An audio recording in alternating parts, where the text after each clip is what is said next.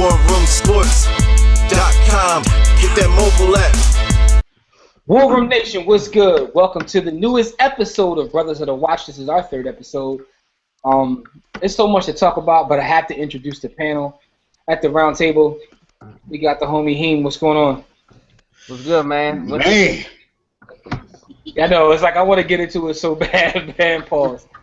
Hutch, what's good, Hutch? Man, salutations to the Game of Thrones Nation. It's your boy Hutch, a.k.a. the Mini Hat God. Let's get it.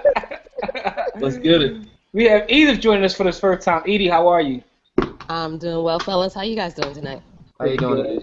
I had to bring somebody new on for this episode. And as always, I got my co-host Hank. What's going on, man? Yo, it got real. Listen, man, it got so real. Like, the whole episode was good, man, but the first thing I want to talk about is my man Giant Jesus going across that water. That was so, that was the illest thing I think I've ever seen. Because we were in our group, and for those who don't know, I'll put the group in the box so you can join our Facebook group. We were like, there was no way they have a boat to fit that giant, man. Like, yo, my man looked like Big John Studd and Andre the Giant. And he just came out and just walked across the water. That was the greatest thing I've ever seen in my life. Like, fucking. Yo, look. So I know I talked last time about my affection for dwarfs and everything, but like giants are my second favorite characters. So when they came through the roof on him, I was like, no, not the giant. And then so then I thought when he stopped at the dock, I really thought that he was just going to sacrifice himself. I was like, oh man, he gonna go out, save, stop everybody from coming so that the boats go off. And he did it for about 3 seconds, and my man hit that water like Gale Sayers, man. Ow. Yeah, man. Yo, that whole battle was crazy, man. We probably gonna come back to that, but we had to just start with that, man. So much happened in this episode. We got to start with Tyrion and his meeting and him trying to like parlay his self into Daenerys' favor. What do you guys think about what's going on over there?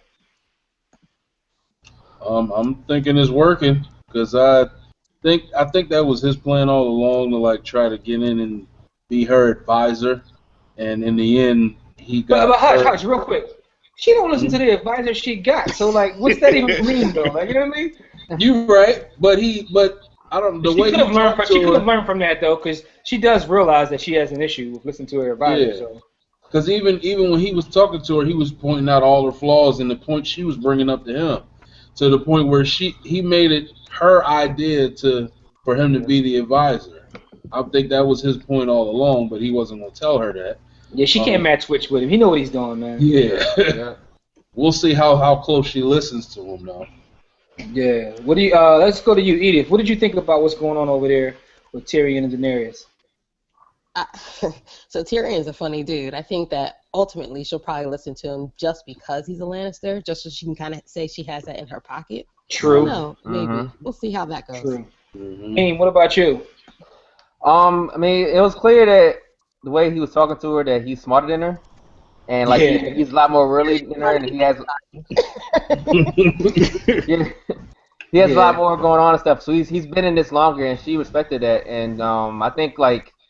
Honestly, like, Tyrion with the Dragons is a scary proposition. I mean, not as scary as what we saw later on, but in the Westeros world, like, him with dragons and him kind of, like, being a puppet master, I have him over anybody, even over Littlefinger. So it's kind of. Because my thing is this, though. You made a good point. Like, he seemed to be smarter than her, but, I was always told that great leaders put smarter people around them as counsel. You know what I mean? So if she's going to be a great leader, that he's what she needs.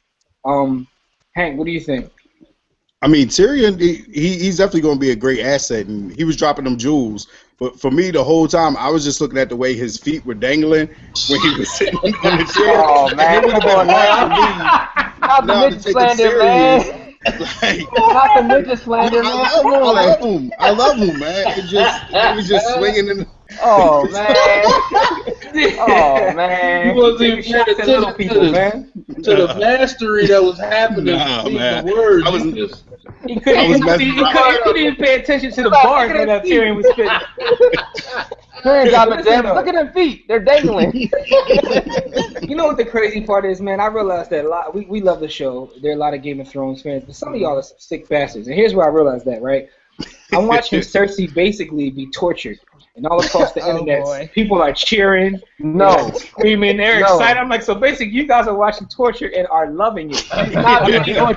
2 weeks ago, it was rape and everybody was going crazy. Now it's torture. Jimmy, that's human nature, bud. That's true, though. Listen, I'm a fan as well. We all are some sick bastards. That's all I'm gonna say. What did you guys think about Cersei? Like, and where's she going with? I'm gonna start with you this time, Hank. What about Cersei, man? I mean, I think we're all excited just to see Cersei getting what she deserves. For some reason, she still feels so powerful, and I'm trying to figure out what's making her feel this way. Because when I look at it, man, she has nothing anymore. Like, there's nobody. But you know what? That's another thing about this show. Like, she's going to get tortured so bad that we're going to start feeling bad for her and then root for her. Hold up. That's what happens. You go from like hating somebody to next thing you know, you root for them. You don't know why you're rooting. Does anybody feel bad for Reap though? For real? Let's go back to that. Like, does anybody feel bad for Reap? When they chopped his man off, yeah. Nah, whatever. He still got sympathy for that. Not me. Hey Hutch, what about you, then, not now. Hey Hutch, what about you with Cersei, man? I agree with everybody. It's cool to see her get knocked down a peg, or two. But I think, like what you were saying, Hank, I think it's just that sense of entitlement because she's been a Lannister since she was born. She still has it though. So she doesn't know anything else. She doesn't know anything else. So she doesn't have any type of humility or anything, which is why she won't confess, because to her she can do what she wants. Even now that she's locked up, she does what she wants. That's all y'all parents out there. Stop creating them monsters, man. Right? Edith, what do you think about Cersei, Edith? The fact that she got down on the floor and drank that water is like earth-shattering for Cersei. No, I mean, I'm saying just the fact that she did it, because she could have just sat there and looked at the water. That's what I would expect Cersei to do. Like, I'm not going to kneel down to this. I'm better than this. I'm queen mother or whatever. Yeah, just the fact that she when you ask, get real thirsty though. Yeah. But what we're saying, it looks pretty good. She didn't realize she was doing it. That ass was thirsty. Anyway, but Haim, what were you saying though about the whole Cersei thing? I mean, I don't feel too bad for her. I mean, she got the Tyrell family in prison. She's done all these horrible things. She broke Little Brand's back in the first episode because she got caught cheating with Jamie, whatever. I don't feel bad for her, man. Whatever. You mentioned like people that got tortured before. I mean, Theon, like I said, I didn't feel bad for him because he killed kids in Winterfell. So I don't care, man. She deserves everything she gets. Take the water off the floor. Hopefully, that's just more proof that Edith's theory is right. Is human nature. You just say he killed kids, and I don't even care. Like kids deserve it though. Like, you know, we are some sick all the way around. No, I felt bad for the kids. I mean, that's where he draw the line. He draw the line at kids. Kids is a line. Everything else is fair game. So unless they zombies, because I'd have killed them little zombie kids. Oh my God. Yo, we gonna get to them. Yeah, I would have killed them too. Real quick though, hey, what about as Hank was saying, she was out there getting her Dame Dash on. Getting a hustle on. Arya said, yeah, look, so I bought 1 bag of oysters, I flipped that to 2 bags, flipped back to 2 bags. Said, I ain't never calling another man daddy. From Bravo show, and Bravo oysters. Yes, Bravo now known as Harlem. That's, Arya was out there showing you, you know what I'm saying? She ain't got no. Oh, no. But now she's learning cookies. She got my sister got cookies. But listen though, and now she's out there learning how to run a long con. So she's just basically getting schooled. And what do you think's gonna happen with her long term? Because she got the battle experience a little bit, and now she's getting schooled on the mental aspect. She's becoming a monster, man. What do you think about that, Hutch? I think ultimately this is gonna help her with her quest to kill everybody that she has on her list. It's no babies though. It's gonna make her more dangerous, because right now, like you said, she's getting the battle experience. She had that, and she's still getting that a little bit now, but he's working on her mental pretty much. So whereas she's gonna disappear and reappear whenever she wants. She's gonna be dangerous. Yep. Yeah, and while we're talking about this, I want to bring up a point that Hank made. That I wasn't really even paying attention, but when he said it, it like hit me like, damn, that on the low, there are more Starks left than Lannisters. Like, you know, people think the Starks are gone, but when you think about it, even though, you know, they're like the children, there's still more of them left. Yeah. The first generations, like, I think the Lannisters have a bigger family. I didn't really think about that until you said it, though. When you said it, I started counting like, well, damn, he's right. Mm-hmm. Yep, because everybody thinks they're dead. I think the only one they know is alive is Sansa. I think. Yeah, and only a few people know where she is. Right. That's right. Yeah, but you got Bran still alive, Rickon's still alive, Sansa, Arya, and the thing about Jon. it is, everything they're going through is making them stronger. Like Jon is going through battles. You just talked about how Arya is getting trained up. Sansa, she's becoming evil after we saw what happened to her. Stronger and stronger. That's gonna make her stronger too. Not saying that kind of stuff makes you stronger, but I'm just saying. Rape culture. No, but I'm just saying. No rape episode. No rape mention this episode. But I'm just saying, like, what's going on with all the Stark children is gonna really affect how they move forward. Now, again, for those who are listening maybe and not watching, we always say that we don't read the books, and well, I know Heem said he started to read the books, I think, but we don't even do that though. This is all about the show. Yeah. You didn't finish the book, so did you, Hank? I didn't. I'm way behind where we are right now on the show. But look, so I think Arya, I think Hutch made a good point. It's making her stronger, and I think at the end of the day, Arya still has her eyes on the prize as far as she wants to kill those specific people. She wants revenge for her family. So I think she's going to take this faceless man thing as far as it could go. But as she demonstrated by not throwing the sword away, like at the end of the day, she's going to go back to being Arya Stark, and she's going to kill those people who deserve to die for hurting her family. Yep. And that's what I'm saying. But that's what's so crazy about the fact, like, because themselves don't realize that they have siblings out there. That's the one major thing about this. When Theon mentioned like, oh, I didn't kill Brandon Rickon, that was like the first time that Sansa even heard this. Like, oh, my brothers are still alive. Okay, that excited them. Yeah. So whenever they find out that they're all alive and they can get together, then we'll see like we can have some family. Yeah, it's gonna be like Voltron, yo. It's funny because I remember in the first season, as the show was starting, and it seemed like they were trying to get everyone to root for the Starks. Like the Starks are the family that we're supposed to root for. Right. In any narrative, you have the good guy and the bad guy. So it was like the Lannisters were painted on one end and the Starks painted on the other end. Before we get introduced to all these other characters and other families, so people still root for the Starks, which is why people were so upset about what happened, to Sansa, because she's a Stark. Like, it wasn't the first time that kind of thing has happened. And like Heem said, we're not going to mention what I'm talking about, but it wasn't the first time that kind of thing happened. But the Starks are the family that everyone seems to root for. Right. Edith, let's get you back in here. What do you think about this whole thing about the Starks having family all over the place? They don't even realize they're alive, and they still have some sort of power base within the show. Well, I think at some point they're definitely going to come back together, which, by the way, we were just talking about, well, not us, but I was talking with somebody the other day about how we haven't seen Bran or Rickon. We're not going to see them this season, are we? Only a couple episodes. There's only 2 episodes left. We might not even see it's so many characters and so many storylines, like they straight took a season off. Yeah, they're not actually going to be in this year. But they're out doing something. We can't assume they're out there doing nothing. We have to assume that they're in training just like every other Stark is. Right. So we know Bran is training with the dude, with the weird guy in the tree. We don't know. We haven't seen Rickon, I think, 2 seasons. Remember, he went off with the wildling chick and his direwolf. Nobody knows what Rickon's up to. Oh yeah, right. That's true. He may come back hard body or. Yeah, exactly.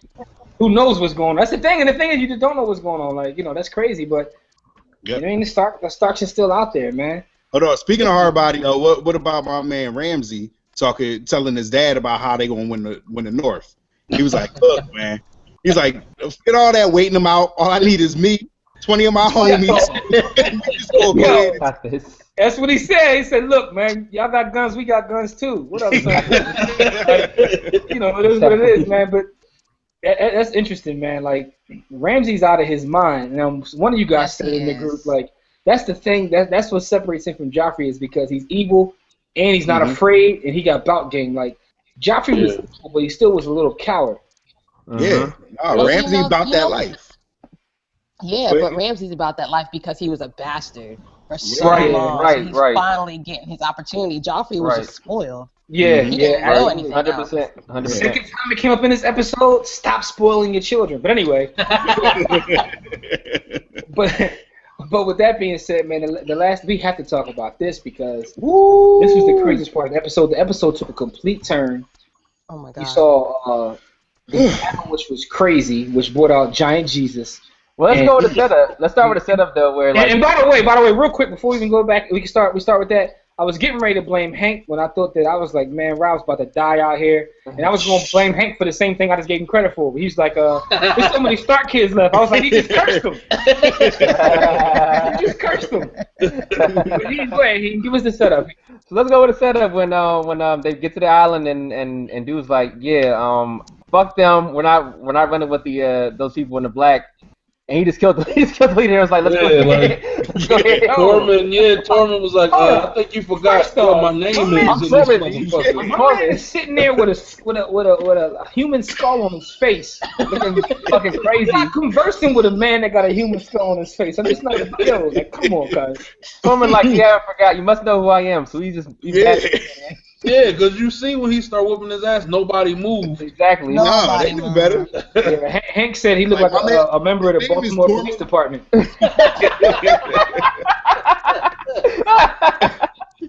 Like, on the low, his name is Tormund Giantsbane because he's killed giants before. So, like, if he could kill a giant, he could whoop your regular, skull-faced ass. Yeah. Boy had the look, but definitely the look was. He wasn't good. Hey, that didn't mean too much. He just looked tough as hell. Yeah. So go ahead, Hing. You can finish with the setup, Hing. So then that happens, and then they get inside, and they like, meeting and stuff, and John's explaining the situation. They're like, fuck no, we're not doing that. John gives the old girl the coach bag, and she's like, I'm in now. I the bag with some Louis Vuittons, man. That jewelry in there, that dragon jewelry. She was all like, "Yeah, I'm ready. I'm good. Let's go." That dragon jewelry. That did it. You see, she was on the side, like, she's hard. That boat. You just met him like an hour ago. What you talking? She was like, "All right, so it's like, what time? When and now? Is it here? We going back? 5 minutes from now? What's happening?" She's ready to go. It was one of them Derek Jeter bags, man. It had the toiletry kit in it, to change the clothes for tomorrow morning, like the baseball card, signed Jon Snow card.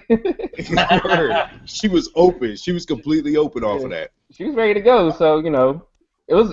So that happened. Next thing you know, all right, ready to leave, and then they all come. Yeah. Oh, man.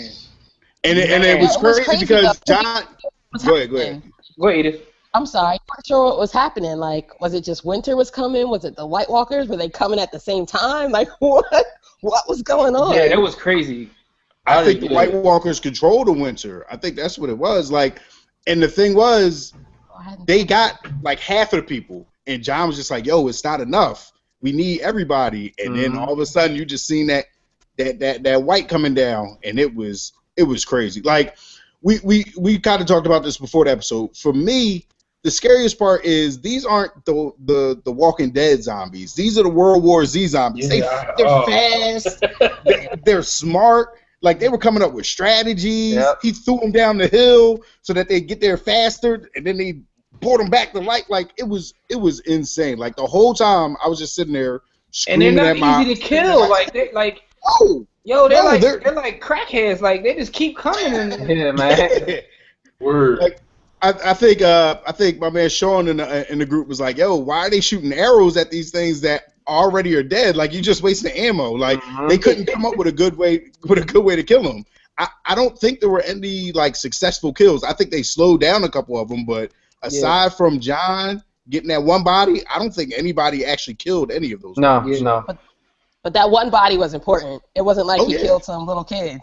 No. He took a real one. He took a real one out. Yeah, he did with his Excalibur. Yo, John got the best bout scenes in this whole show, yo. So, all right, did y'all think John was done? Done. I did. Yeah. I did. And the reason I did is because of the way the show is, like, they'll kill off any goddamn body. So I was like, oh man. I told you, Hank, I was blaming you already. I was like, Yeah. oh man, Hank's done jinxed him. John is out of here, man. Like you were saying, Jimmy, from season 1, I never expected them to kill Ned Stark. Yeah. Yo, Ned was out of here in like 3 episodes. He was the main character to go on in like 3 episodes. Like, damn. Like even then, before the show started, you see HBO and the magazines and the promo. All you see is that picture of Ned Stark. So you like, okay, this is the face of the show, and they kill him in the 3rd episode. Right. Nothing still will hit me like the Red Wedding though. Oh, that was crazy. That had me in shock for like months. Like that really was crazy. But at the end of the day, like, yo, in the words of my man AI, like, y'all talk about practice, yo.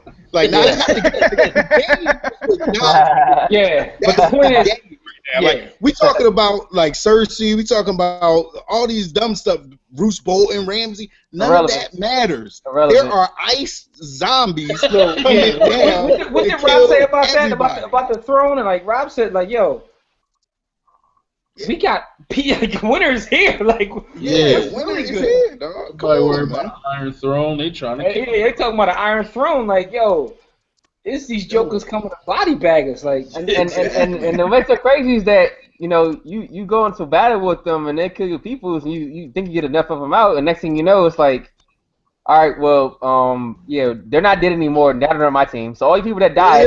That's crazy. So how do you compete against that? So what do you do? Like, what do you really do? And nothing. And another thing is, what did y'all think we all saw them children though?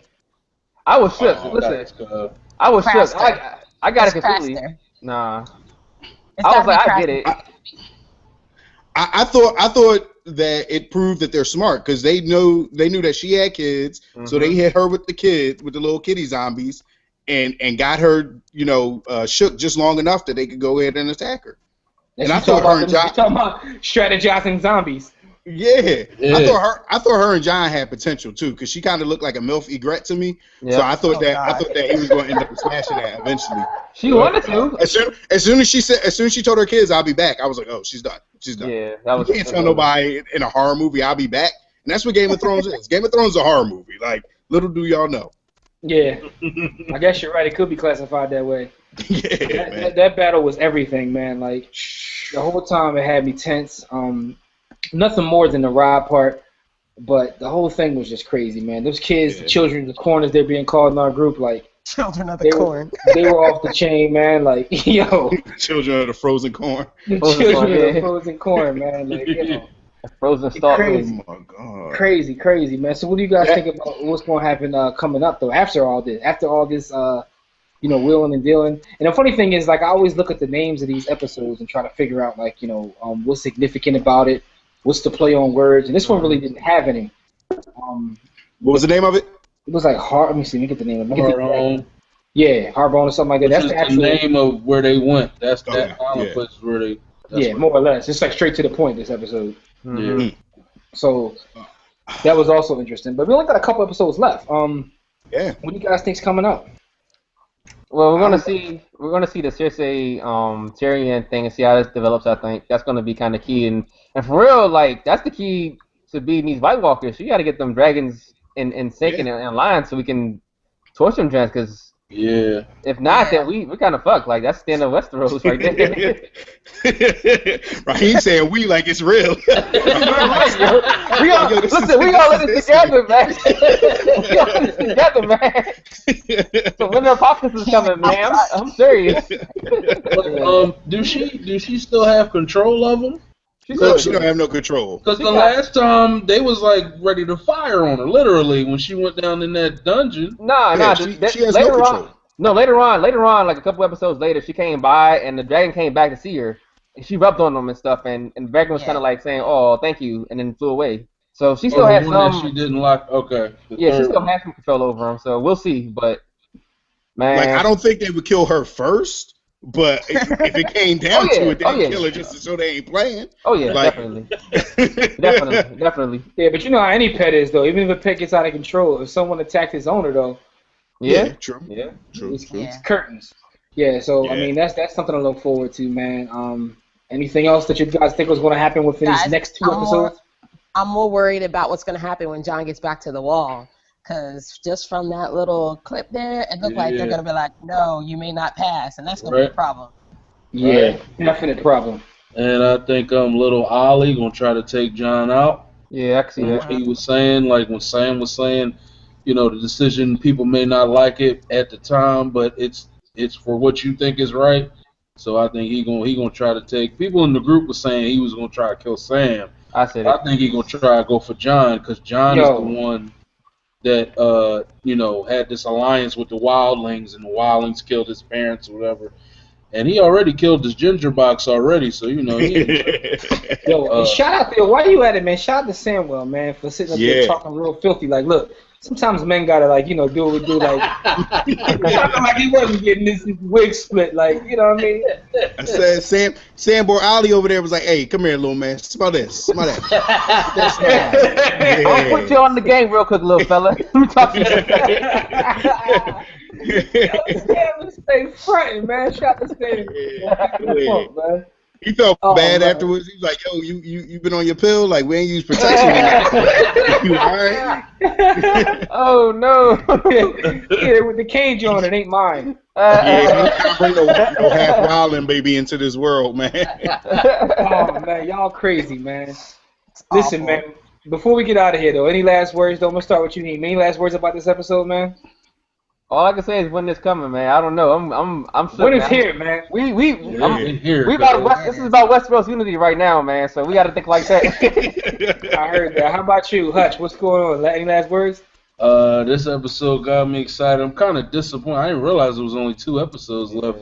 This season were they all this short? Or they're all 10. They're all 10 episodes. Yeah, crazy. But yeah, I'm excited now for these. That means it's. Winter is here. It's about to get real. And you guys know how they always hit you the episode before the last. Not usually the last episode. The episode before last. Yeah. So anyway, but Edith, any last words though? I think I'm just scared he's going to get killed next episode. somebody ain't making it. Hey, this is not okay. Hey, Hank, how about you, good brother? I'm just hoping that when John does get to the wall, he hits him with the Will Smith from Independence Day, like he had just one White Walker there, and he's like, "Oh, y'all want to let me pass?" Just pull the sheet over him, like, "Look at this. This is why I need to get past. I told y'all so. This is what happened." Like, man. It's real, man. It's real. Last thing I gotta say, I just want to give a shout out to like Giant Jesus. Definitely want to give a shout out to Samwell. Anyway, listen. This is the video version. Obviously, there will be an audio version of this podcast. Subscribe to our YouTube channel. Check out everything we do, warroomsports.com. Look at the mobile app. Anyway, man, another great episode. We will be back next week after that episode. As we always say, don't accept mediocrity. Be steadfast in the war against ignorance, and we'll see you chumps on top. Peace. Yep. It's the war room with 5 nights at the round table. 5 Philly guys diversified and educated.